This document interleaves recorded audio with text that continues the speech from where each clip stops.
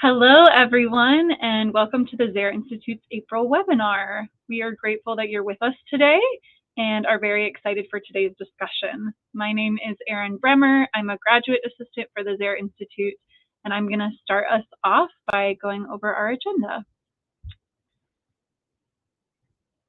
The Zaire Institute's Jonathan Swartz will begin by introducing our guests, who are cast members and filmmakers from the film The Prison Within. We'll then show the trailer for the film for those of you who have yet to see it, or as a refresher if it's been a while since you watched it. And then our guests will have a presentation. Following their discussion, there will be time for them to answer questions from you all. So as you're watching, please comment in the comment section of whichever platform it is you're using, any questions that you have for our presenters. And I see that there's lots of activity in the comments already. It's great to see that. Please also comment if you have any difficulties or challenges with understanding the speed of our guests' conversation or technical challenges. Finally, after that Q&A session, I will share an overview of next month's webinar and close our time out with some brief announcements. As always, you'll be able to access the recording of this webinar through either the Zaire Institute's website or YouTube channel. The recording will be uploaded by the end of this week so that you can come back to it or share it with other people. Thank you again for watching and participating. And now Jonathan will introduce us to our guests for today. Good afternoon, morning, evening to you all from wherever you are. We're excited about today's webinar, The Prison Within, The Way Out is Through. And I'm excited to get to introduce our guests for today. First is Catherine Hervey. Catherine is an award-winning filmmaker who is interested in what is hiding in the dark corners of the American landscape and our collective psyches, believing truth is often found in the dark before it shines in the light. Her work as a documentary filmmaker is informed by 15 years in criminal justice and prison reform, where she's worked as a filmmaker and content creator, activist, restorative justice advocate, and trial attorney. She's also a thought leader in the field of reform, featured on the Black News Channel, Business Insider, The Guardian, and Forbes. Welcome, Catherine. Excited to have you here. Thank you. Next is Troy Williams. Williams spent 25 years of his life in juvenile and adult prison facilities. While incarcerated, he became a certified paralegal, wrote for San Quentin News, and founded a video and the first award-winning audio production program within a prison called the San Quentin Prison Report. Williams also served as the executive director of San Quentin's Restorative Justice Interfaith Roundtable, initiated TEDx San Quentin, and spearheaded efforts to build San Quentin's Media Lab. 10 months after being paroled, Williams went back inside as a free man and gave a TED talk at TEDx San Quentin. He served on the Alameda County's Probation Chiefs Advisory Council, San Francisco District Attorney's Advisory Board, and Oakland's Public Safety and Services Oversight Commission. He currently maintains board membership with the Oakland Private Industry Council, the Prism Way, the Ahimsa Collective, and the National Association of Community and Restorative Justice. Welcome, Troy. Excited to have you here today. Glad to be here. Next is Sonya Shah. Sonya Shah initiated the Ahimsa Collective in 2016. She is also an associate professor at the California Institute of Integral Studies. Central to her core values are nurturing community belonging and collective care, healing, compassion, love, and transforming harm. She is Buddhist, a first-generation immigrant from the northwestern part of India, and feels most at home in nature. She has two amazing children who remind her what it means to be in love all of the time, and currently resides in Northern California. Welcome, Sonya. It's good to have you today. Sujatha Baliga. Sujatha Baliga's work is characterized by an equal dedication to people who have experienced and caused harm and violence. A former victim advocate and public defender, Sujatha is a frequent guest lecturer at universities and conferences about her decades of restorative justice work. She also speaks publicly and inside prisons about her own experiences as a survivor of child sexual abuse and her path to forgiveness. In her most recent position, directing the Restorative Justice Project, Sujatha helped communities across the U.S. implement restorative justice alternatives to youth criminalization. Today, she is exploring restorative justice approaches to ending intimate partner and sexual violence. A 2019 MacArthur Fellow, her personal and research interests include the forgiveness of seemingly unforgivable acts, survival-led anti-carceral movements, restorative justice's potential impact on ending racialized mass criminalization, and Buddhist approaches to conflict transformation. She's a member of the Gyoto Foundation in Richmond, California, where she leads meditation on Monday nights. Sujatha makes her home in Northern California with her partner of 26 years and their 17-year-old child. She is writing her first book. Sujatha, it's good to have you here today. And last but certainly not least, Michael Nelson. Michael Nelson serves as the executive director of Kid Cat, a nonprofit aimed at bridging the gap between harm and healing, while supporting the incarcerated youth offender population, those serving adult life sentences for crimes they committed during their youth. As a co-founder of the original prison program, Kid Cat of San Quentin, Michael is responsible for replicating the program at the California Men's Colony of San Luis Obispo, which he has overseen since 2018, and for continuing on with the mission and vision of the founders. The goal is to be able to provide access to the program throughout prisons across California and beyond.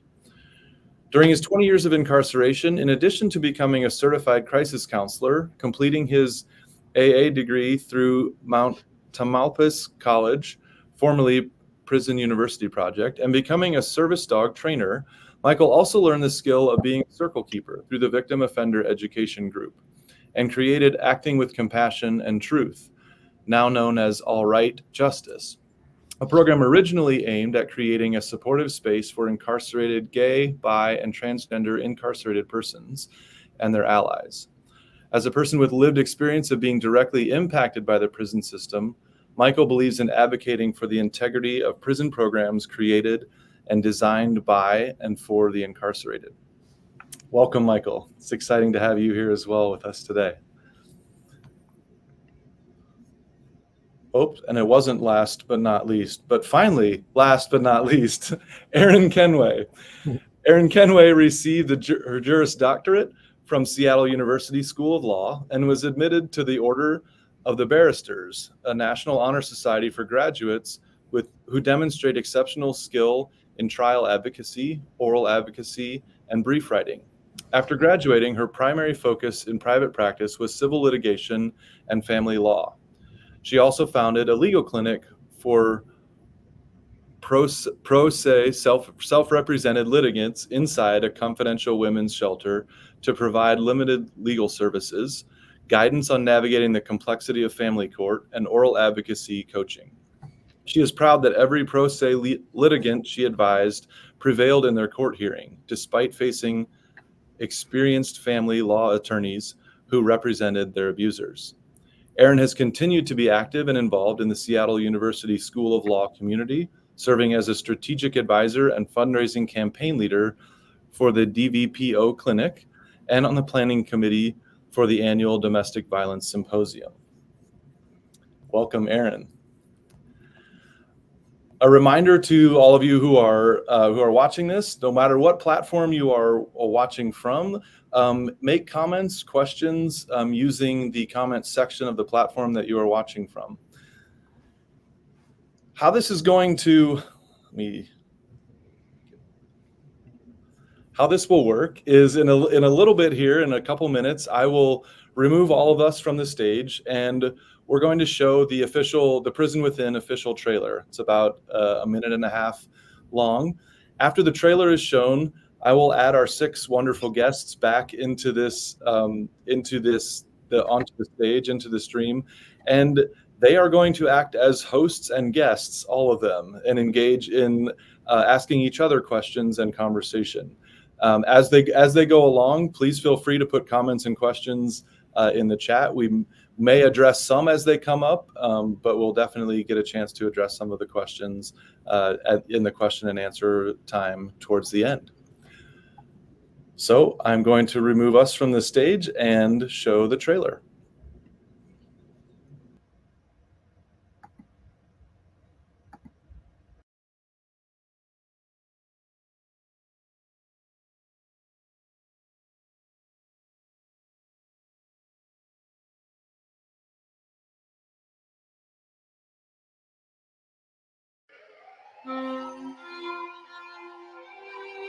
He, in cold blood, gunned down my husband and then stood over him and kept shooting. I did come to prison because I did something terrible. I killed somebody. I am only in just a murderer. I was an instrument of destruction. I am a conservative hardliner. And I got the death penalty. I got what I wanted. Nothing changed. I didn't feel better. It didn't work. Coming to San Quentin, though, is actually what put everything in perspective. It's really about being on a journey together to connect the dots of their lives that led to a crime, to walk deeply and profoundly in accountability. I'm sorry for taking your son. In the way that you allow survivors to come in and say what we need to say, I can't even begin to quantify how healing that has been for me. It's how this system should work. Do you want him to remain on death row? No, not at all. Not at all. Hurt people, and we've been hurting each other forever. It's time for change.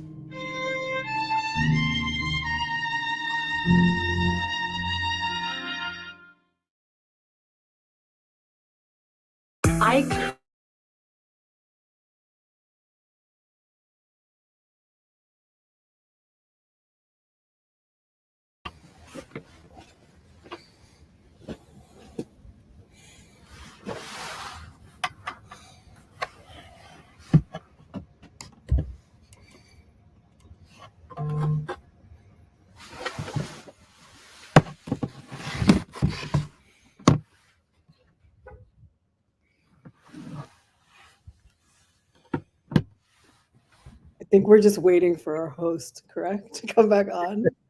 Correct? I guess that. Here he comes. Here I am. We're so patient. The way this will work is we've invited our guests have invited each other to each ask a question to two of their fellow guests and participants. And so we're going to start with Sujatha asking a question to Catherine and Troy, and then Troy will ask question Sonya, Aaron, Catherine, and Michael.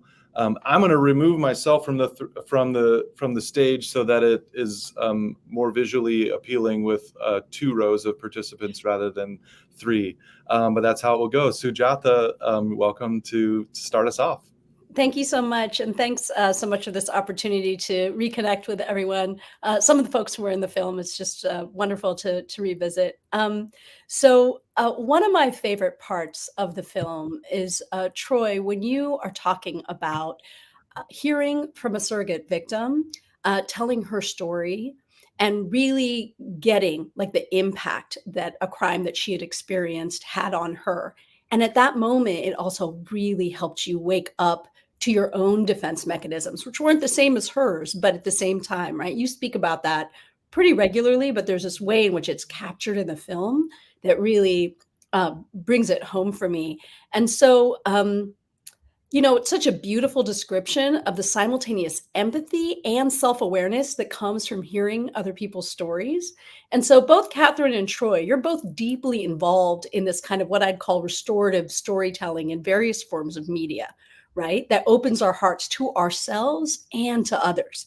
So in a sense, this film, interestingly, does what Troy is talking about throughout the whole film, right? It's like it's this kind of meta experience of the film itself. So a good film like The Prison Within makes it look effortless, but you all know that that takes a lot of work. And so if you could tell us a little bit more about what the work was, both in this film, but in filmmaking in general, that makes that particular magic happen about that kind of restorative storytelling where we're opening up to both the people we're seeing on the screen, but something is happening where we're seeing ourselves, that mirror window experience.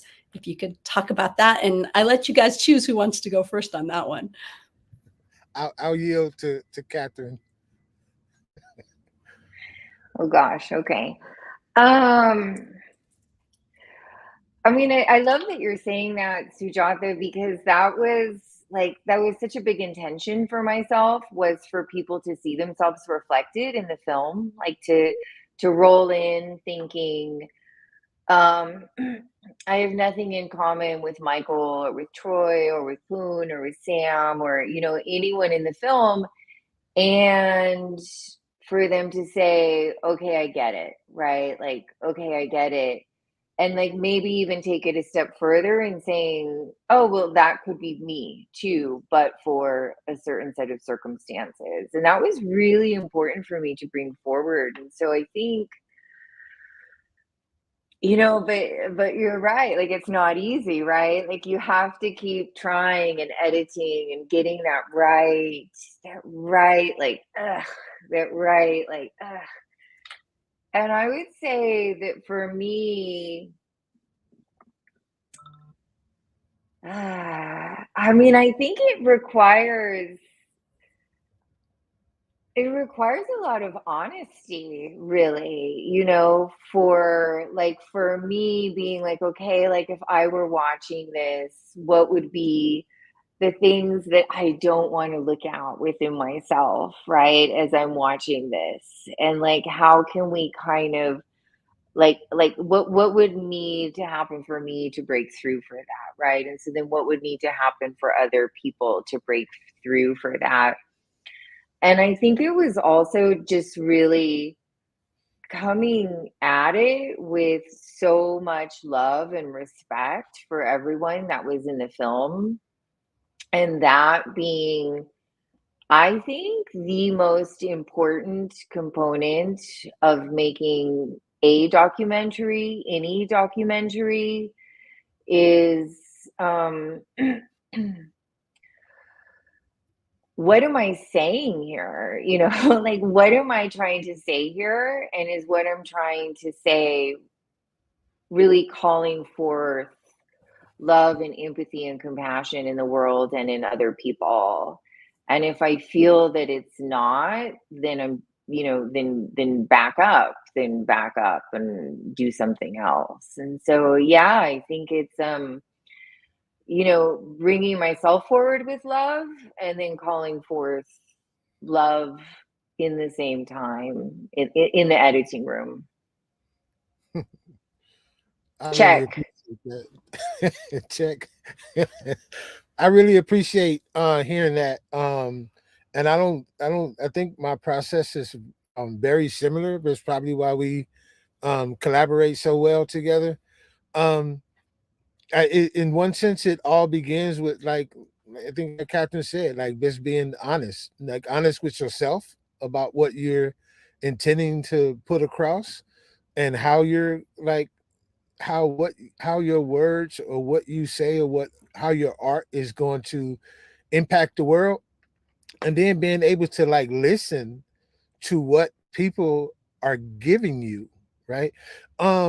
I guess the best way for me to relate it to is, you know how, like, if you're from a certain area or you grew up in a certain time or certain area, and somebody, like, those little idiosyncrasies that people do or say or speak, or they walk, they swag, like however you want to, those little subtleties that happen with individuals that you be like I was talking to somebody the other day, and first we were all like just so professional in our like business mode, and then I started talking about Oakland, and then like she went right into an Oakland swag, right?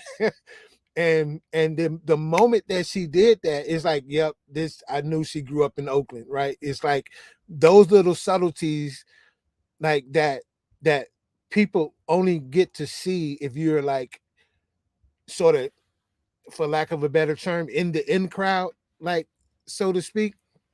I don't know why them bubbles came up. Did I do that? Are them the hand gesture things? Right.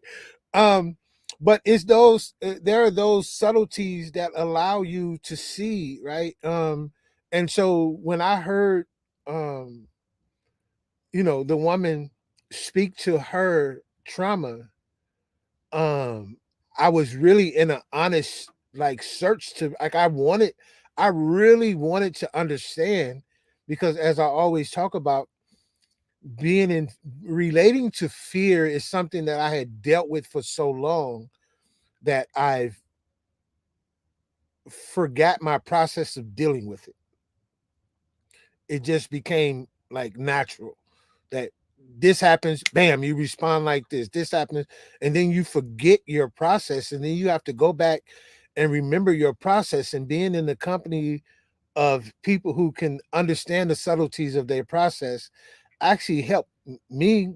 And I think that's what I try to do at my work. I think that's what Catherine has been effectively been able to do with this film, is like try to point out some of those subtleties that allow you to really get a picture into somebody's life that you otherwise would not have a clue about. And that picture allows your humanity to see their humanity, and vice versa. I think I'll end that. That's beautiful. Thank you. I think, Troy, you're up next for asking a question. Ooh, always the difficult. I think I'm supposed to ask Aaron and Sonya, right? I think so, yeah. Two of my buddies. Sonya, know it's coming, huh? Oh. No, I just want to say first, truly, I appreciate both of you. And I think my question is, well, first, Sonya, like we go so far back, you were one of the first people who introduced me to even to the concept of like restorative justice. Like I know that, the phrasing of restorative justice and the practice of it from the setting through the lens that you brought in with the programs that you came in, like that you came into the prison with. And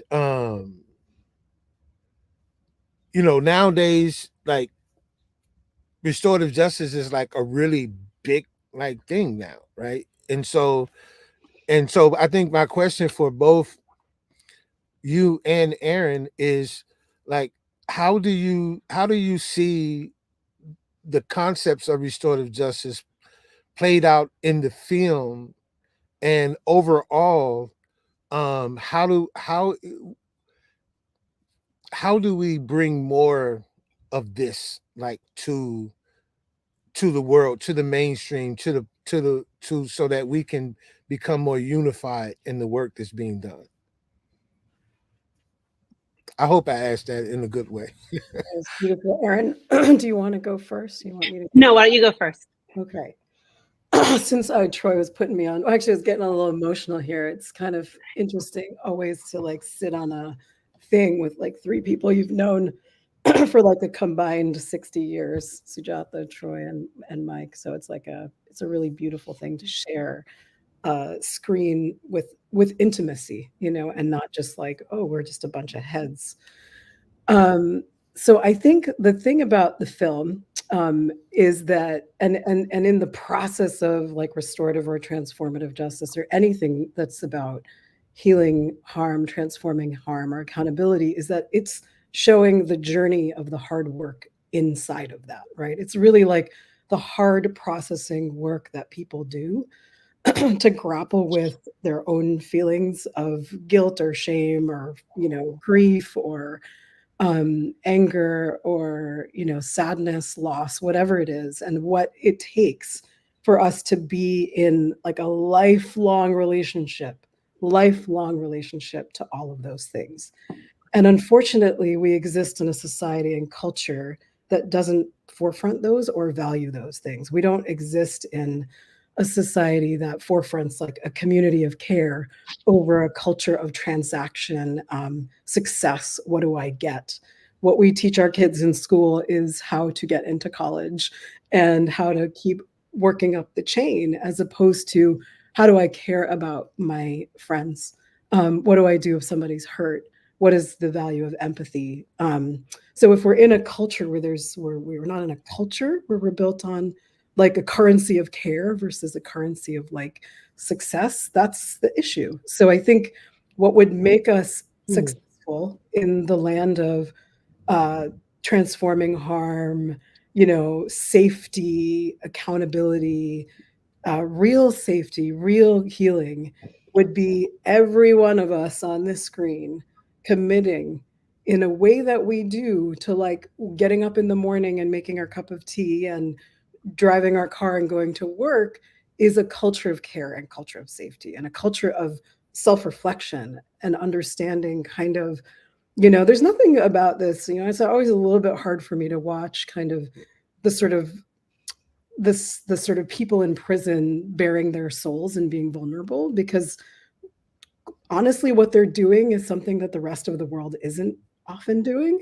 And why we gravitate towards that is because we're not doing it, but they are, and we're making films about it, right? And I also love Catherine because I really have a great story of why I felt like I trusted Catherine because of how she came into this work. But I think the highlight there is not about there are these people in prison doing great accountability work. The highlight there are these people that have learned how to truly look at themselves in a way that we all could learn from. And so I guess that's what I think we all need to do, myself included. I do it well sometimes. I am horrible at other times and will bypass all my emotions and tell you that I have the answer. And when we can be honest with ourselves about when we're actually doing the work versus like spewing out what we think we know, I think we'll be in good shape. Absolutely. Yeah, I think for me, one of the most amazing aspects of learning about restorative justice, which of course I didn't have much experience with that until Catherine and I met and we started working on this project together.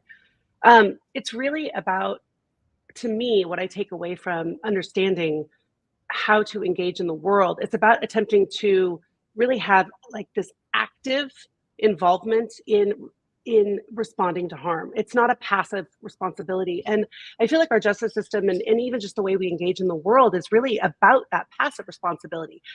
Your children don't do what they're supposed to do, they get grounded. They're constantly responding. The world responds in a way that they don't actually get to engage in healing what has happened. And for me, I try to do what I call radical self-interrogation, where I'm constantly looking at what I'm doing and how I'm interacting with the world and how I'm teaching others to interact with the world, whether it's through my philanthropic work, through family law practicing, through being a parent of 2 kids. I'm trying to constantly see how we can navigate all the different ups and downs that are going to occur. I have a preteen, and let me tell you, the middle school girl drama thing is going to happen. And we have a lot of conversations about what that means. Some of it's developmental, some of it's supposed to be this way. Some of it's just trying on new hats, because that is what you're supposed to do while you're discovering who you are as a young woman in this world. And I think that if we can really have some humility and understand that some of these conversations that we're going to have, or some of these reflective moments, are going to be hard, and we're going to have to look at ourselves in a mirror and maybe not like what we see, but you have the opportunity, this active responsibility to adjust and tweak. And we should really create a society that is open to those changes and shifts, instead of labeling someone the second you label someone, the second you see them. Troy, you're a criminal for life. No, you're not. You're a human. You actually have this incredible story. And you should not be defined by that one worst thing you've ever done. Or for me, I'm a crime survivor, the worst thing that's ever happened to me. So I just really think that when we shift over to this like active responsibility, then we can work together as a community to really thrive. Yeah. And thank you. I do want to just say, give my respect to you as well. I appreciate how you always check in. Like, even when we go somewhere and do something, like you always like checking in, and I just, not many people do that, so I just wanted to say I appreciate that as well. And I'm not sure who's asking the next question. Oh, Sonya, there you go. I relinquished the mic. Thank you. I need the mic from Troy is like a whole thing. So I appreciate the relinquishment. So So my question is for Mike Nelson and Sujatha, and these are, again, I feel so emotional as I have learned so much from both of these people. I have grown from my sort of personal relationships and professional relationships from both of you. So I was sitting here thinking, like, what the F could I ask them that would be actually like, you know, I don't know, not make me seem like I don't know what I'm talking about. But I think what I want to say about both of you is that, Sujatha, what I've learned from you is not only are you so fierce and you jump in the fire, and I've learned a little bit more about how to jump in the fire and sort of be in problems, but also this constant grappling with like how we tend to ourselves while we tend to the world. And I think from Mike, I've learned from you how to really like take my time to process what I'm feeling and experiencing and not let the world rush me. And so I think sometimes people think that we just sort of show up and we're like these amazing beings that just kind of got here without the journey of our life experiences that have actually led us to become the amazing people that you two are. And in the film, you both, I think, Mike, you do a lot of like sort of demonstrating your process. And Sujatha, you articulate so much about who you are. So I think what I want to ask you is twofold. One is like, can you tell us a little bit about your journey of how you kind of got to that place where you were able to like understand how your inner and outer worlds relate to each other? And then, because I'm just going to put you on the spot, because this is what we do, is like, what's working you right now? Like, what are you grappling with in terms of your inner and outer world and things that are going on? So two-part. Go. No, just kidding. Anybody who wants to go first, please do. Mike, you want to go? No? Okay, I'll go. Okay. So my journey to this work and the inner and outer thing for me really was, and a part of why, I pre-pandemic I spent more time inside prison. There's a rock bottomness that that required me to deal with my what's the swearing stuff that happens on these webinars. Everyone who's on this is dangerous doing this call, because those who are closest to me know I have a potty mouth. And it's really, so but when I'm in professional context, I don't curse so much. Zaren's just saying, go for it. Okay, I'm going to curse. So tamely compared to what those of you who know me know what I really do. Okay, so, I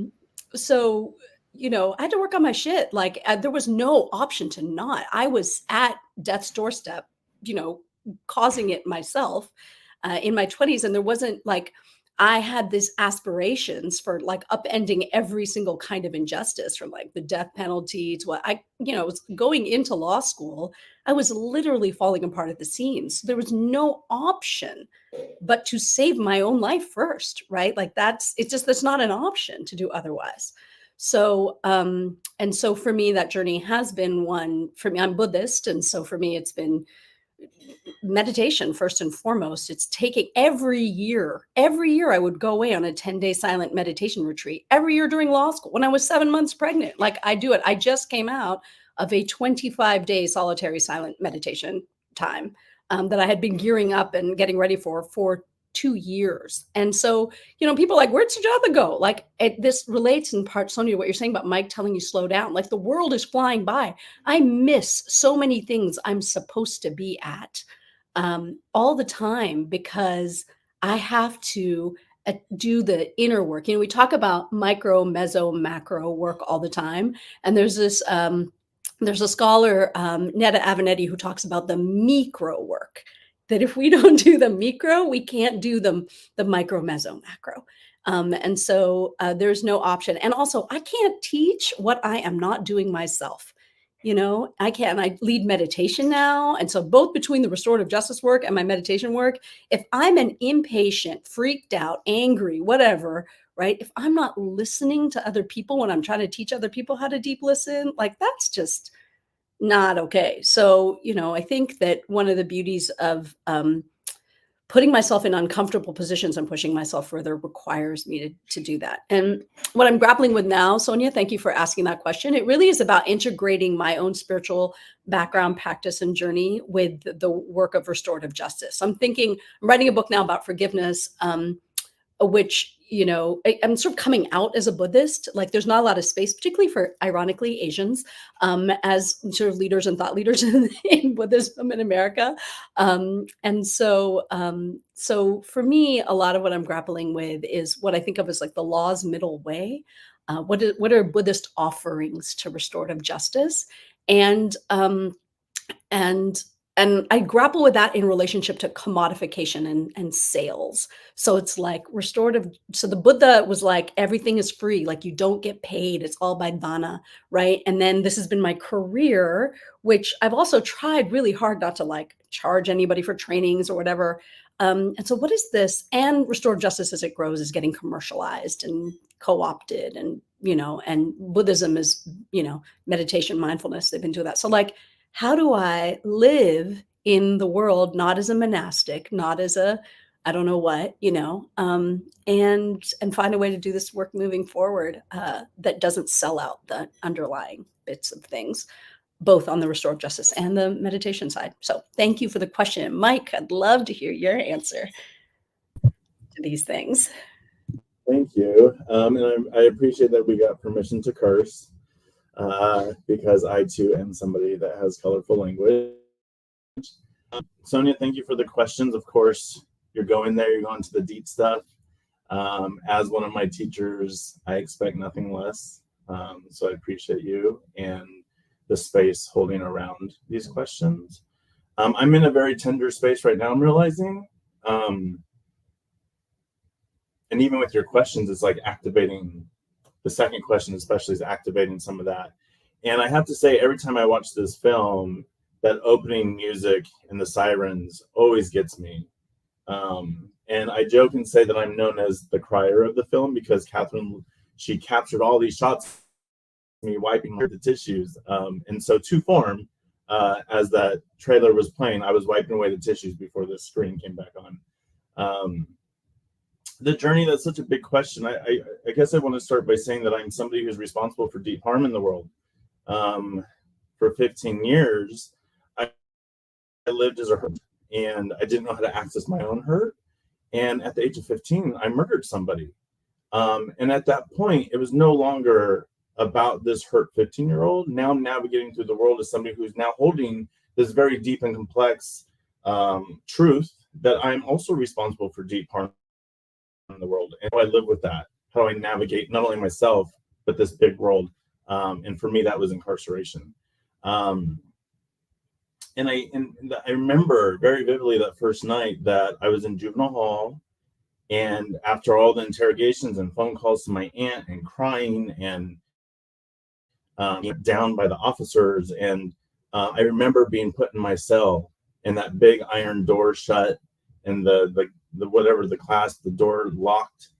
And for the first time in 15 years, I can remember feeling super relieved. Like I could breathe, like I could pause, like I didn't have to hold all the responsibilities that were given to me as a child that weren't mine. And I knew then, I didn't have the language for it. I didn't know how to access what was coming up for me, but there was something in my being and my truth that I knew that I was now on a different path, and I didn't know what to do with that. But years later, fast forward, I was introduced to restorative justice, to circle keeping, to the Vogue program, to folks like Sonya. And I was given permission to look at my shit.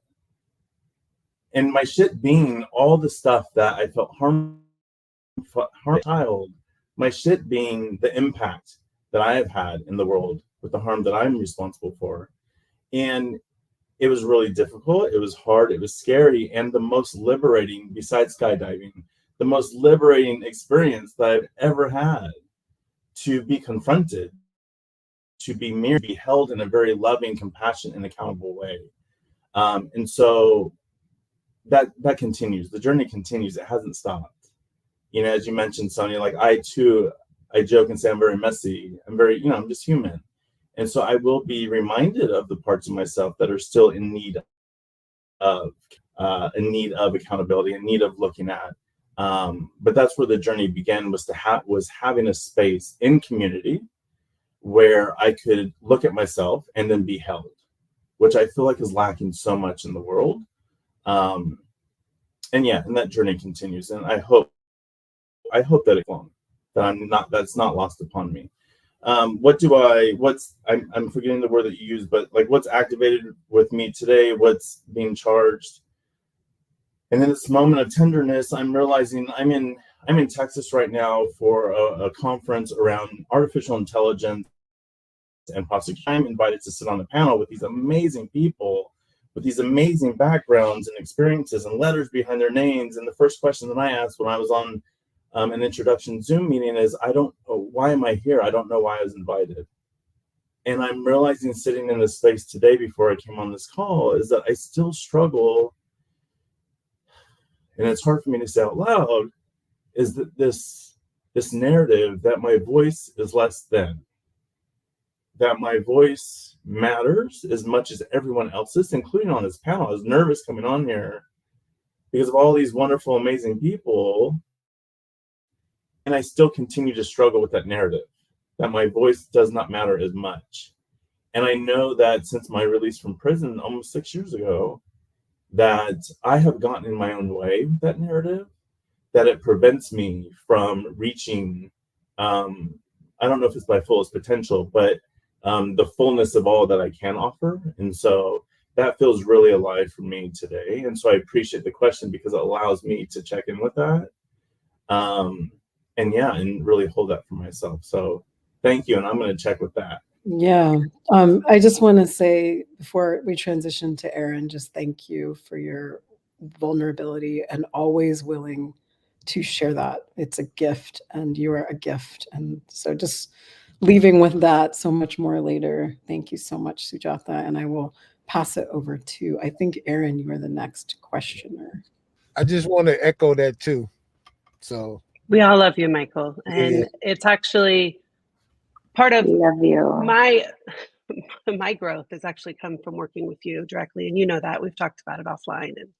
And you have an incredible gift to heal the harm in others, whether you know it or not. Everyone that's listening right now, whether they take the time to realize we all have that imposter syndrome that we live, walk into a room, whatever it is, whether it's a Julia Roberts moment in a department store, or whether you're on a panel discussion with other academics. I feel it in the room. I'm the only one that's not a trained restorative justice practitioner. So I can tell you I had quite a few butterflies. And it's also difficult as someone who wants to be an advocate and a partner to help kind of heal what's going on in our criminal legal system with those who have committed harm, and those who are kind of representing those who have committed harm, or those who are changing the policy system. And unfortunately, you get judged a lot in this space. You're not a social worker enough. You're not. You don't have enough degrees. You haven't been practicing as long. You haven't been incarcerated. There's all this judgment around it, and I think that is one of the things we could stop.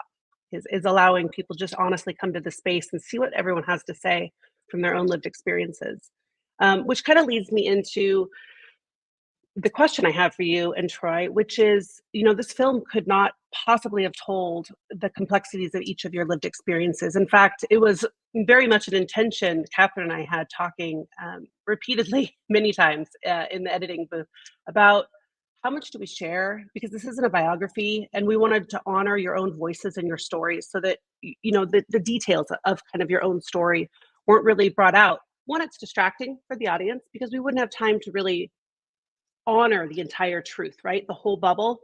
We would have had a 5-hour, Ken Burns documentary, and it really was about showing instead that transformational process of restorative justice. So after all the press and all the interviews that you guys have done, and even as a restorative justice practitioner, presenting at conferences and things like that, what's the one thing about your lived experiences that no one's ever asked you, that you wish you've had a chance to share, but you hadn't had the chance yet? So that's my question to you. Troy, do you want to go first? I think Michael's taking a second off screen. You're on mute, sweetheart. I forgot I put myself on mute. That's because we know we have to put you on mute sometimes. There y'all go. Out of you and Sonya today. Oh Lord. All right. You know, it's such a deep question, and I think depending on when you ask me that question, I might answer it differently. I think that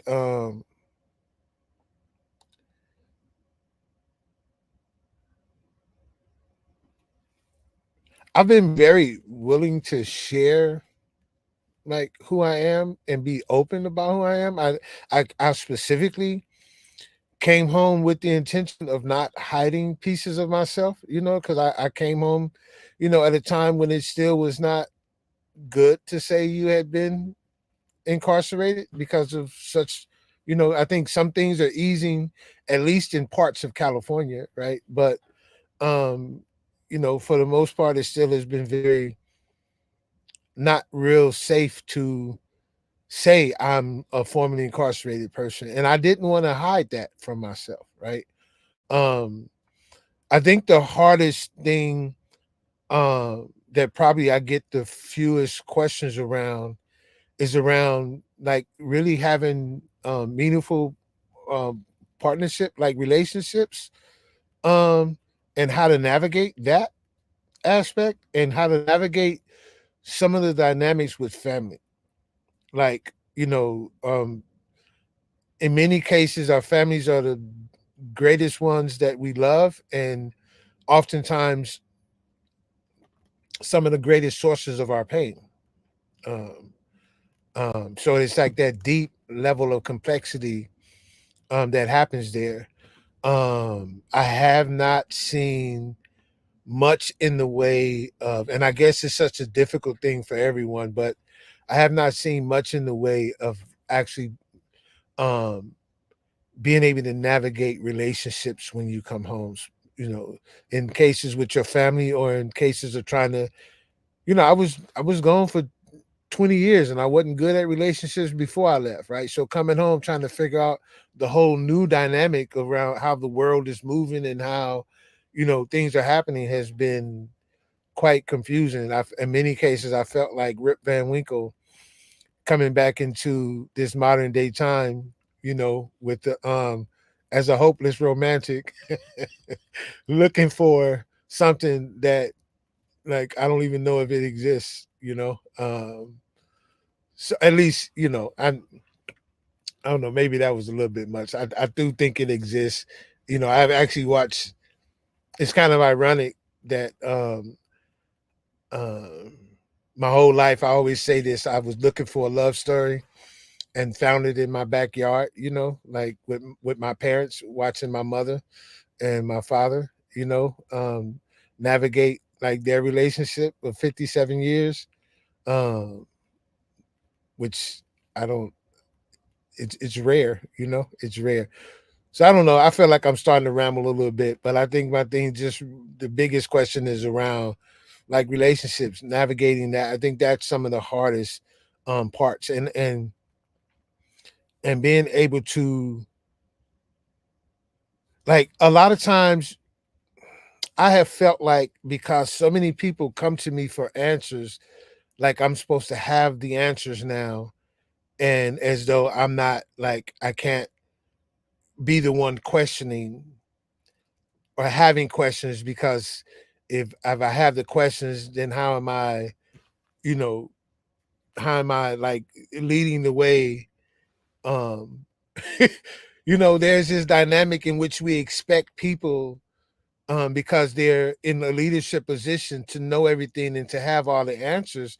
And that's not, it's just not true in my experiences, and it's not true in society. And always jokingly, I say this to people, like I'm a doctor, a scientist, and a guru when it comes to your stuff.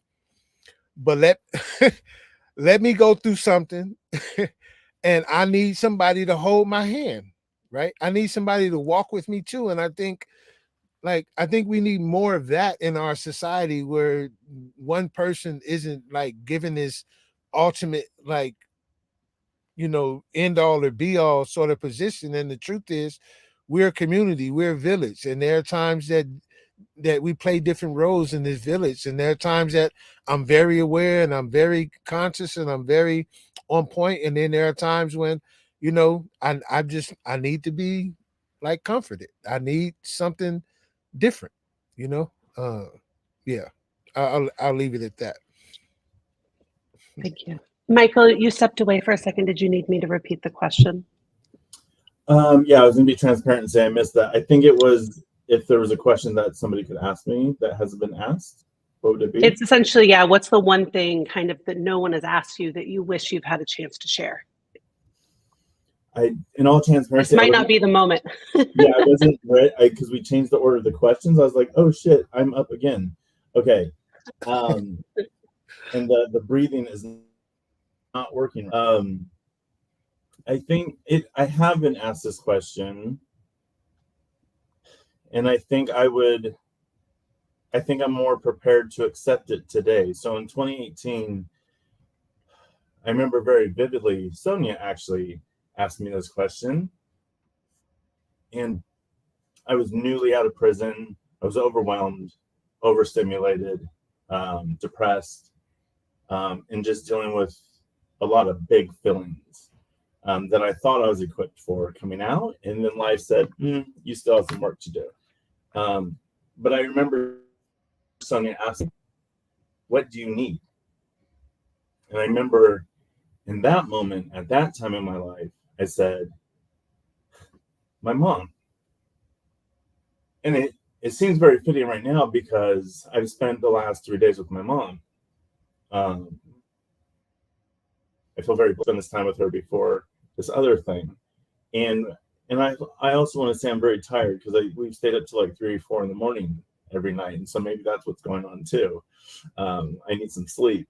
But there's still part of me, adult and child me, that yearns for that connection from the person that I felt deeply harmed by growing up, that I felt a disconnect from, that I felt removed from.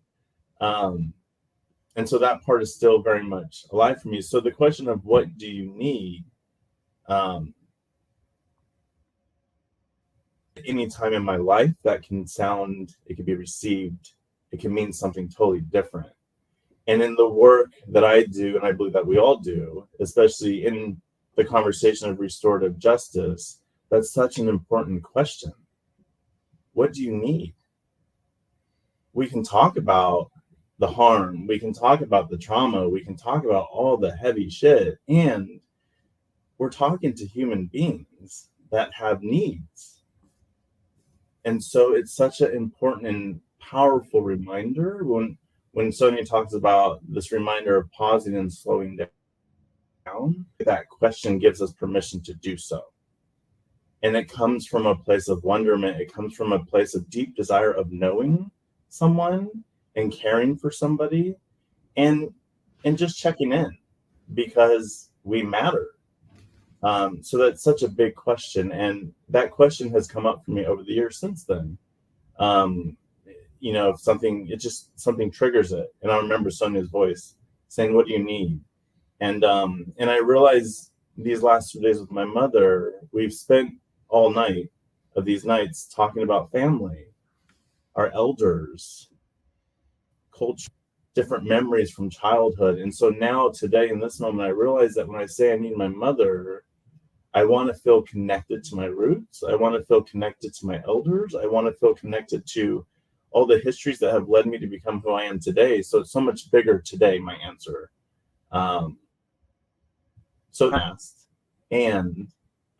I think I'm asking for and encouraging all of us to continue asking that question, even if it is asked, because it can change over time, and our needs change over time. So that would be the one for me, I think. Check.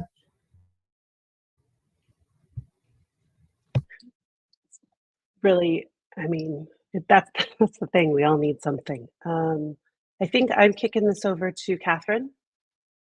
I think you're the next one Yes. asking questions here. Yes.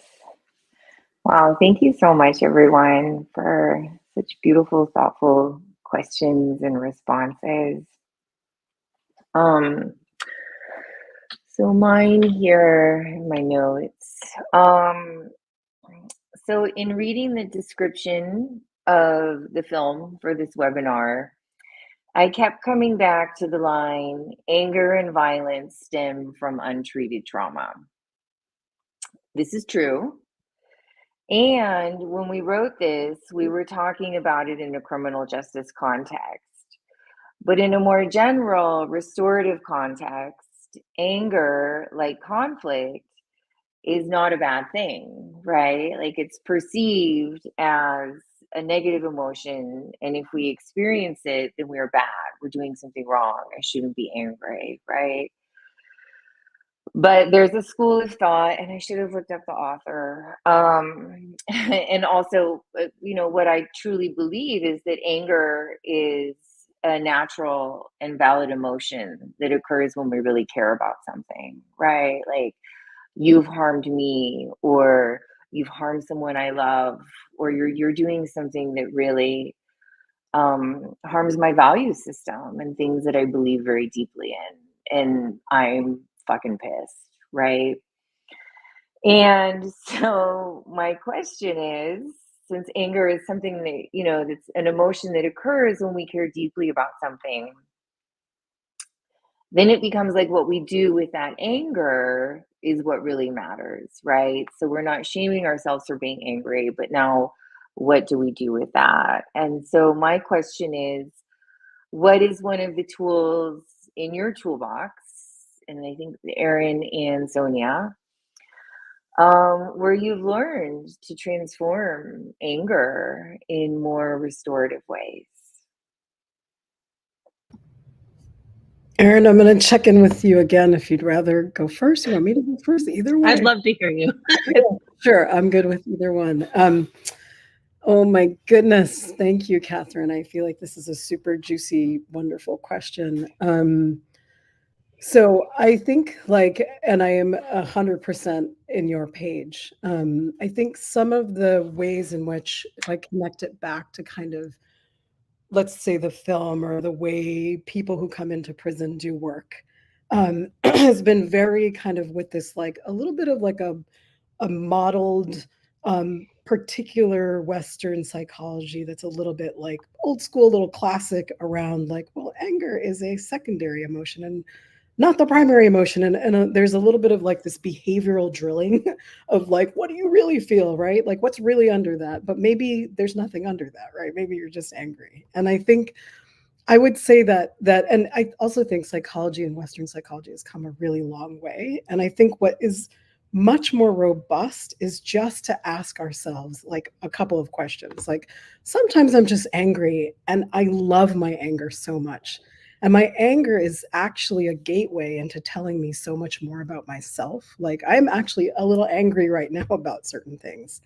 And I'm so not in a space of pushing it away or saying I shouldn't be. If anything, kind of learning from some people on this panel, but also I see a therapist once a month for like the last 15 years. And the one thing that she's really helped me understand is how much my anger is around gender and how much it's around like like patriarchy and sort of the social conditions that have not allowed me space to actually feel like I get to say the thing that I need. And so that when I start to actually feel that anger, I'm like, oh, it's about injustice that I'm experiencing right now. That's what I'm feeling. It's not that I shouldn't feel the injustice or the anger. It's like, how do I start to recognize that that's actually what I'm feeling? So the way that I've sort of seen my anger is kind of like this incredible gift and a gateway into like, what am I, like, maybe it is the only thing that I am feeling. Maybe I'm feeling that and there's like 5,000 other feelings I'm having underneath. Maybe I am sad. Maybe I'm not sad. Maybe I'm like having grief. Maybe I want to reconcile. Maybe I don't.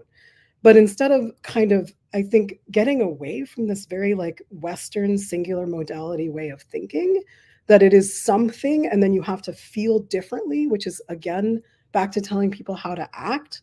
The question shouldn't be like, why are you feeling angry? Or it should be like what are the myriad of feelings you're having? You know, if you're feeling that, you might also be feeling other things. Just where's the space where if you want to dig deeper, maybe there's more there, maybe it's just anger, and that's just okay. So I feel like a way that we can really see this in a different kind of way, you know, for ourselves, gives us a lot more space just to be, and to forefront sort of like that piece about our own agency, deciding how we feel, as opposed to somebody telling us how we feel, which I think a lot of us have experienced that way, that people just sort of like tell us how we feel, or like tell us the model of how we get to transformation, which is just not true. Your model is the way you go, you know, which includes a lot of anger. I think also the thing I want to say, which I feel like is really something we need to get away from in this whole like restorative transformative justice process, is that like somehow that our goal is to be restorative, which is not always the case for me.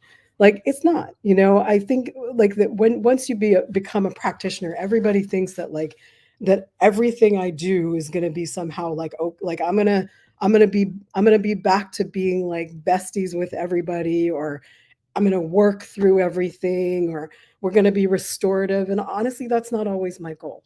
Sometimes my goal is to accept that the injustice was so much and it hurt me so bad that what I need right now is to not talk to you, and maybe not have a relationship with you, or not be friends with you. And that is the end of that journey that I need. And maybe one day it will change, maybe it won't.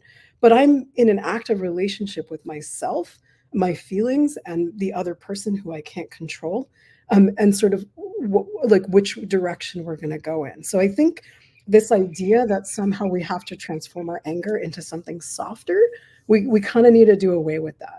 I think we need to just sort of accept that we just have feelings. We're in an active relationship with them, and we're choosing to be in an active relationship with humanity. Whether the other side wants to engage or not engage or whatever it is, that's not something I can control. There are times in my life that I am actually going to say, I am really angry and I don't want this relationship anymore. And there are times in my life that I'm going to say, I'm really angry. I'm also feeling other things, and I want this relationship. And it's really up to me to decide. And I think that that's sort of how I would take all of this. And I also don't think that it's like even just like there's this school of thought and one school of thought. I feel like we need to like unpack the colonial mindset, where it's like, you know, the fact that we have any like model or modality telling us a way to think comes from colonialism and like a capitalist mindset, right? Nothing should be here telling us that there's one way to think. I just want to say one last thing, which is I understand that there have been times like I met this person in Valley State Prison who said this thing about AA. I was never really into any of those AA NA things, but he loved it. And he said, you know, there are times in your life where people just really need structure, and that like going to NA and going to AA and having a lot of structure, it was like a life vest. It was like somebody threw me the lifeboat and I got in. But then once I got in, I felt like I outgrew it, and I didn't, it was actually holding me in the water. It wasn't allowing me to grow, right? So I think one thing that and my saying this is not to sort of put down anything that is more structured or modeled. It's just to say that different strokes for different folks, right?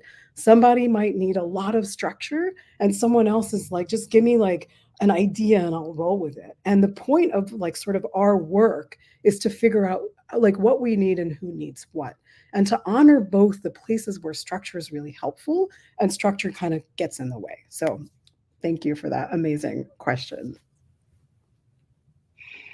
Yeah, I mean, obviously, Sonya, I really on board with everything that you are sharing. I think one of the other unique aspects, I'm, you know, looking back at the language as well, Catherine, that we wrote, where anger and violence stem from untreated trauma, which again is true. But I think anger and violence can stem without trauma as kind of that catalyst. And I think that what we were trying to articulate in writing that out is that when you have untreated trauma, it can serve as this fairly almost obvious catalyst that's going to occur. Like there's usually something down the line that's going to happen as a result of the untreated trauma, which is where we were, sharing when we articulate more about the film and kind of what we're trying to unpack there.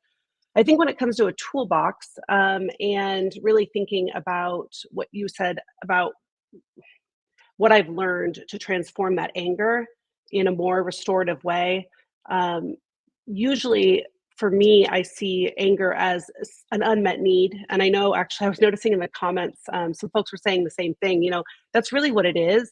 And that is why untreated trauma means your needs weren't met.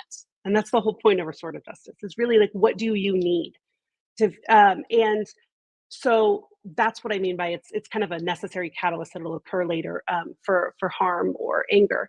But for me, my toolbox, I try to, again, I have 2 young kids, an 11 and 8-year-old, and the 8-year-old has a lot of unmet needs. And that's just kind of the developmental age he's at, kind of trying to navigate how to, live in the world, especially a pandemic kid going preschool on Zoom was not really effective. And so what does he need? Really social interaction. And I try to think about when he's angry and frustrated because he's not included in something. I take a step back and I really try and use the tools that we have here. And some people call it restorative parenting. I don't know if I'm very good at the restorative parenting. I mean, I'm trying to use that as a toolbox because I'm learning myself. Like this is, even I'm going to guess, even the experts in the room here, right? You have times where you think you have all the tools and then you look around and go, I don't have that tool. I don't have the right screwdriver that'll fit this problem, right? And we hope we can, and we hope we can kind of use another tool and modality that we have in our back pocket that we can kind of tap into and use to navigate in a different way. But it's hard. It's really, really hard to be able to know exactly what's going to fit, right, to solve the problem. And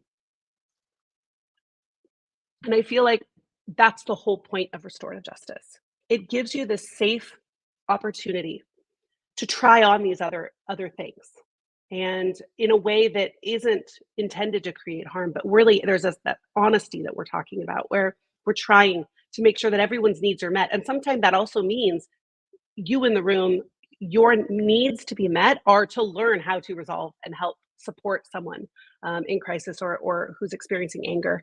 And so I feel like sometimes people think that you're going to know it all, and you're not. And Sonya, you just said it. You're not going to know it all, and that's the whole beauty of it. There's a safety there. There's a safety to there's like that. That you don't have to be the expert. So yeah.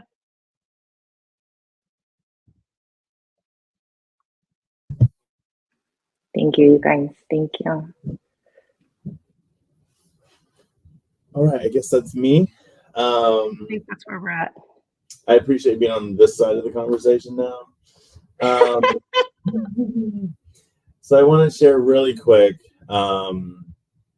that recently, Catherine, Troy, and myself, we were at the Chowchilla Women's Facility in California, and with the Juvenile Offender Committee there, as they call themselves, and we did a screening of this film there. And for me personally, there's some deep learning that I received from that experience, new learning, new reminders, new calling back to.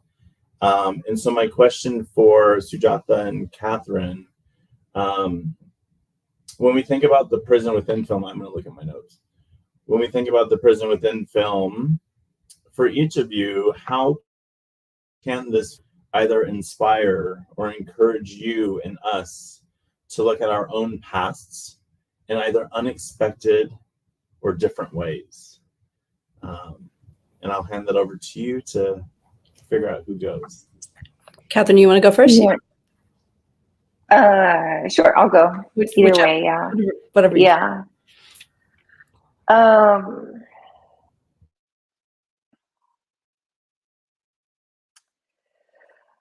I mean, making this film was really critical for me to dive in to my past. Actually, it was like a really a really interesting journey to make this film. Well, I essentially came to a point, I would say about 2 years after the film was out, where I was even a little bit embarrassed because all of a sudden my childhood abuse and my sexual trauma was like here, here. And I was really amazed at how I've gone into prisons. I made this film about intergenerational trauma, interviewed Sujatha and Sonya, who are survivors of sexual trauma, and yet I was still normalizing my own. And it's just been really fascinating to me how that, even the process, that creative process of making the film was my own healing eventually, like my own, Catherine's own creative circuitous route to get to where I was really able to, as we say about the men in the film, like connect the dots of their past, right? And I guess I'm mentioning this because that was actually my hope when I was making the film, for that to happen for other people as well. I don't think I knew it at the time, but I wanted, like to me, it's a very spiritual film, right? It's like people going into their shadows, and that's what it is. It's shadow work. It's looking at the harms. It's looking at our own trauma. And I just feel that everyone in the film, Sujatha, Sonya, Michael, Troy, Sam, Poon, Eddie, everyone that's in the film, Barry, Nate, are such beautiful examples of that, of ways that we can really go inside ourselves and heal and really look at those hard parts. And so even though I made the film and I was right there in it, it's almost like I'm experiencing it like years later. And so it's really just been this really beautiful and, and hard, like, I'm not going to lie, like hard, still ongoing process of unpacking my own shit, really. And it just keeps, as we all know, it just keeps going. And so it's been really cool to want to make the film, to want that for other people, and then to finally do it myself as well. So yeah, I think that answers the question. Yeah, unfortunately, we don't have like the baggage limitation, right, that they do at the airport. We just keep finding more luggage, right? Every time we unpack something. Right. Yeah. Thank you so much for that, Catherine, and thank you for the beautiful question, Michael. And just reflecting, Michael had kindly asked in advance, what questions would we like? And just to double down on, your thoughtfulness. And even in our brief email exchange, we haven't hung out in quite a few years, but I just felt your immediate, beautiful care and thoughtfulness and your giftedness at this kind of way of being together. So just wanted to appreciate it. And so, it's one of the things I love, Catherine and Aaron, what you did with this film, the most that felt really important to me is that the humanization of folks who've caused harm, something we need to do, right? And to blur this line between like good guys and bad guys, right? Is like this notion that, that hurt people and healed people heal people, like Michael, Troy, so many others in the film. And so many people that we know that aren't in this film we're all healing ourselves, and we're helping be, healing forces of nature out in the world.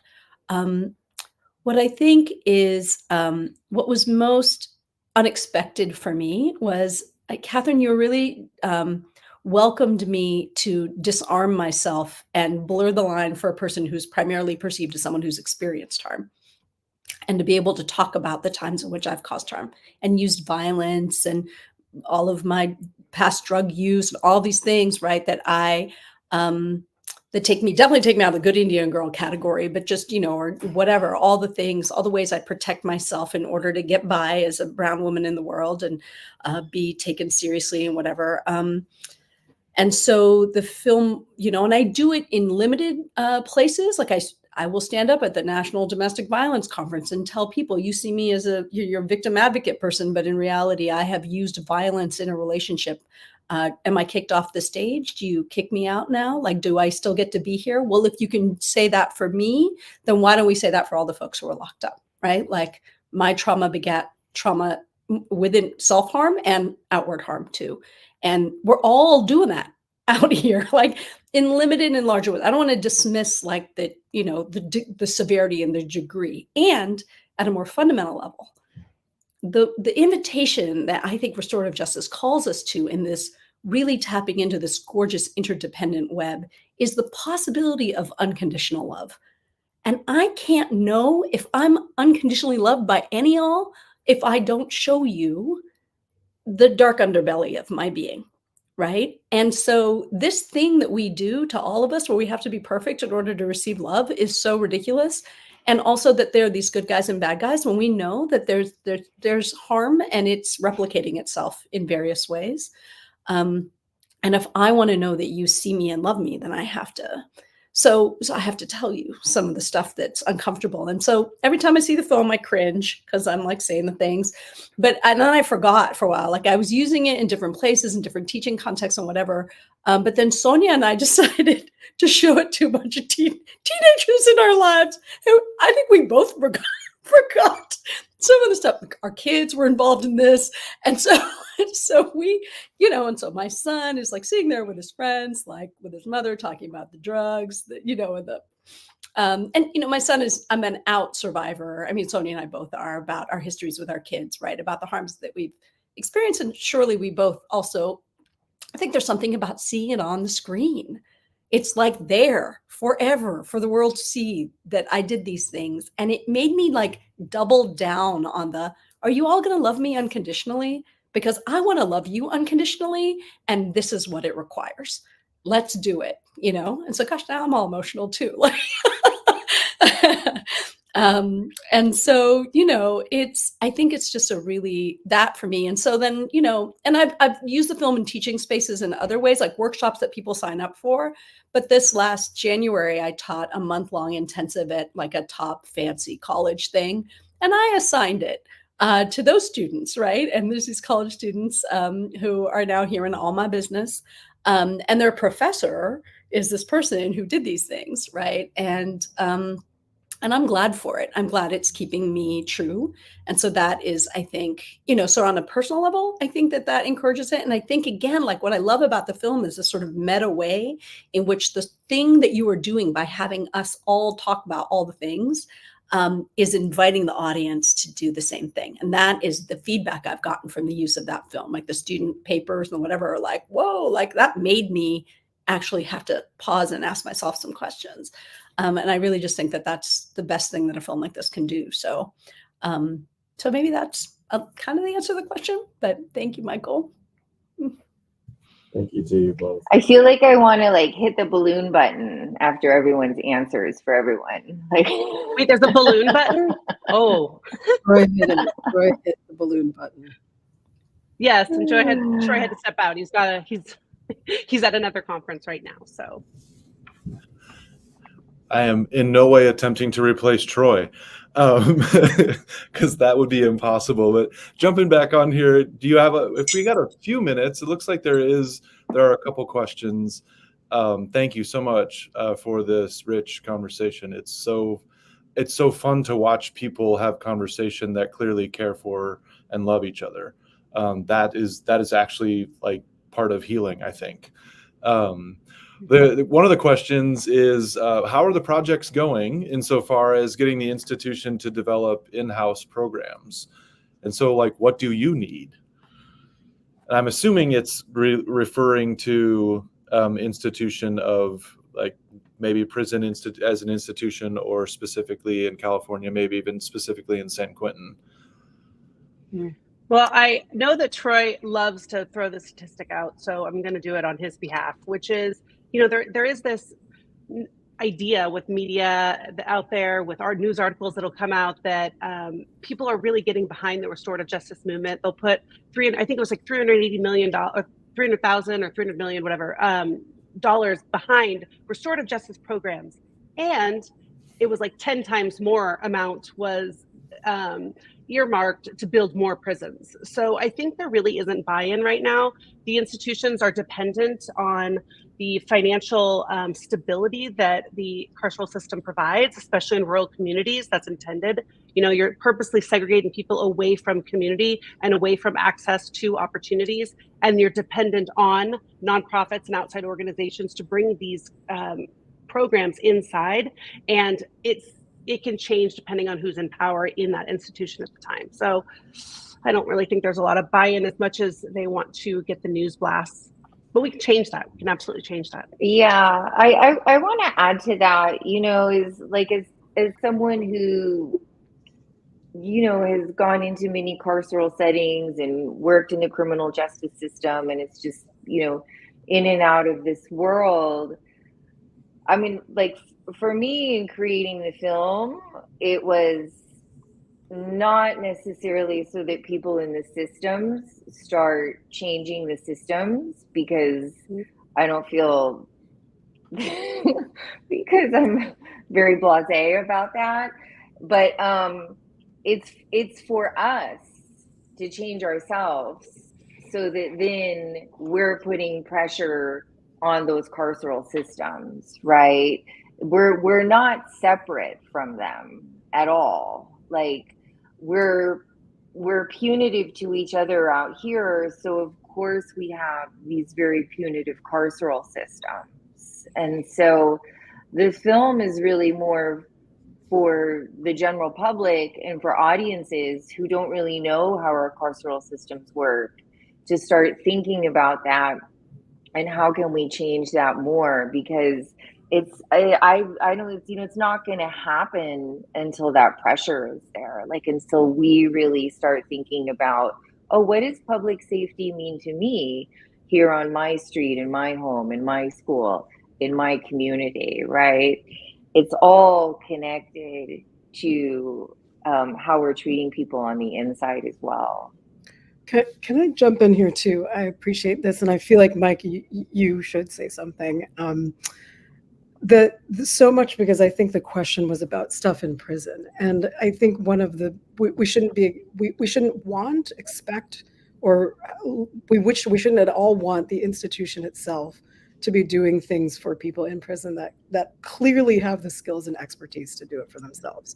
So if there's anything that we should be doing, there are a gazillion men and women in prison who have a million ideas of programs and things they want to do and things they need. And we have incredible people like Mike and other folks who are formerly incarcerated, who we should be supporting going in and out of prison to do that. And I'm saying that because I really want to turn it over to Mike to say something, because I know that that's really important to you. Thank you. As you know, I'm somebody who usually shies away from getting in the conversation, and this is actually the point that I wanted to get in the conversation, so I appreciate that. And going off of both what Catherine and Sonya, what you're saying, what's coming up for me is, I think, a couple of things, if I can make sense of them outwardly. The first thing is, I need folks to see on the outside, I need folks to see them as no different than folks on the inside, and vice versa. I need folks to accept that we are all part of the same community and we are very much connected. And, I use this example for those who have a hard time making that connection, but there's a prison in very northern California. There's a county there that was very small population. And when they built a prison there and filled it, maxed it out with a population of incarcerated men, they used that pot to then get a Walmart for that county. A Walmart exists at that county because of the population that they used from the prison. And you see that in every county, in every area. There's things that exist in those areas because of the population that's counted. we're very much, and I say we because I still feel incarcerated in some ways. We are very much a part of the community. And so once we can start to see that we are not other, that we are not separate, that we are not removed, and start to see each other in one another, that's where we can break down all these barriers. The other thing that I think is important to name is I need people to see. I know, and not that I'm dismissing this. I want to say I hear this all the time, that the incarceral system, the prison system, dehumanizes people. It strips them of their humanity. I'm not saying that's not true. I also want to include in that conversation that these are very full humans. The system did not dehumanize me. It may have tried by design. It did not strip my power from me. And that's one of my biggest messages to the folks that I'm in prison with every week, is that you are powerful beings. It's not theirs to take from you. It's very much yours to own. And so I need folks to see folks who are incarcerated is not just these oppressed, dehumanized people. They're loving, they're kind, they're awesome, they're amazing, they're complex like us. They laugh, they cry, they have deep relationships and bonds. They have remorse and shame and sadness. They're very much the same. And so if we can start to build that conversation to include more of that, I think that's where we can start making those connections. And I'll end with that because I feel like now we're going on a tangent, but thank you for that, Sonya. The perfect ending. Perfect ending. Yeah, thank you all so much for that. Michael, I was specifically, as someone whose tear ducts are also fairly active, I remember a certain time in kind of my own telling of my own story and kind of revisiting some of my own story when I somehow it came to me, like tears are water, and water waters things and helps things grow. And so like changing my own orientation towards my own tears as like, this is water that's helping something grow, helping something heal. I think was a pivotal point for me. And so I would just offer that as like, thank you for offering us the gift of both today and even in the film, of your vulnerability, and humanity in that way, through those tears. I'm going to just say thank you all so much for this rich and wonderful conversation. And I'm going to turn it over to Erin for some closing announcements as I take all of us out of the stage. Thank you all. Can I just say one thing real quick before someone asked? If you guys are interested in reaching out or talking to us or having any of the panelists come speak, maybe at an organization you're a part of, you are welcome to email us, and we'll just give the general film email address, and that way, we could save everyone else's inboxes. But it's prisonwithinfilm@gmail.com. Please reach out if you want to connect. So, thank you.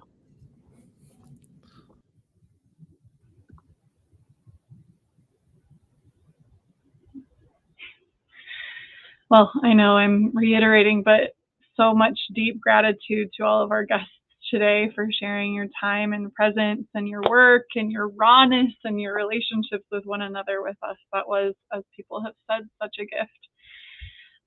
Before we sign off here, we want to invite you to join us again in May for our next webinar of our webinar series, which will be Wednesday, May 15th at 12 p.m. Eastern Time for a conversation on restorative justice and racial healing with guests Jody Geddes and Tom DeWolf, who are co-managers of Coming to the Table, and host Jonathan Swartz.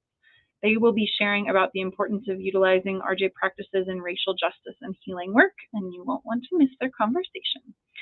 You are also encouraged to check out our website for our extensive archive of webinars and to keep up to date about other resources and goings-on at the Zare Institute. We're deeply appreciative of your collaboration and support always. Thank you for tuning in, and we hope to be with you again on May 15th. Have a great afternoon, morning, evening, wherever you are. Take care.